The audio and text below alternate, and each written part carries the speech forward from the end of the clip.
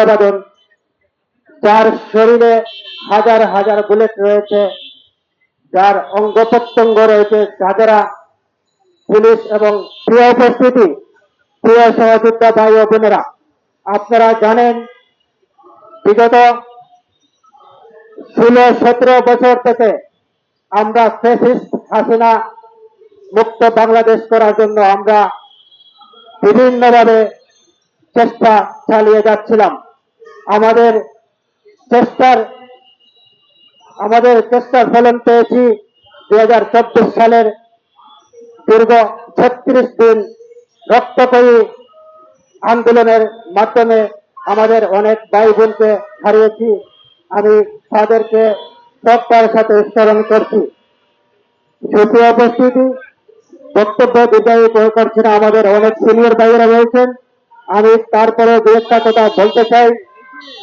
আমি একজন গুরুতর আহত, আমার একটা চোখ অন্ধ এবং শরীরে হাজার হাজার গুলি রয়েছে। আমি এই কথাটুকু বলতে চাই, আমাদের চাক্ষুষ উদাহরণ হিসাবে এখনো আপনারা দেখতে পাচ্ছেন, আমাদের প্রিন্ট মিডিয়া ভাইদের বলতে চাই, আপনারা জানেন 1 বছরের উপরে হয়ে গেছে, আমাদের এখনো সুচিকিৎসার ব্যবস্থা হয় নাই। আমরা এখনো ক্ষত শরীর নিয়ে বাংলাদেশে এখনো বসবাস করছি। আমাদের এখনো পর্যন্ত অনেক ভাইকে হারাতে হচ্ছে চিকিৎসার অভাবে। আমাদের পুনর্বাসন হচ্ছে না।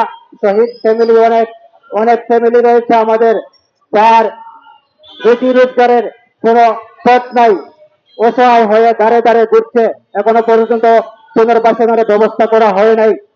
প্রিয় উপস্থিতি, আমি বলতে চাই, আমাদের রক্তের উপর বসে এখনো পর্যন্ত আওয়ামী লীগের দোসররা কিভাবে এত বড় সাহস করতে পারে আমাদের উপর মামলা।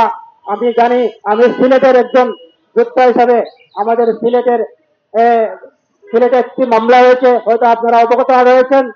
সিলেটে 3,000-এর বেশি আসামি দিয়ে, অজ্ঞাত আসামি দিয়ে মামলা করেছে পুলিশ। এই সাহস পুলিশ এখনো কোথায় থেকে পায়? আমি সরকারের বর্তমান উপদেষ্টা ডক্টর ইউনূসের কাছে প্রশ্ন রাখতে চাই।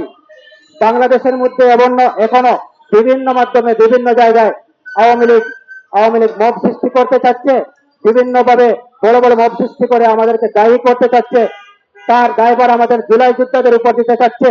এরকম অপসাহস, দুঃসাহস ওরা কোথা থেকে পায়?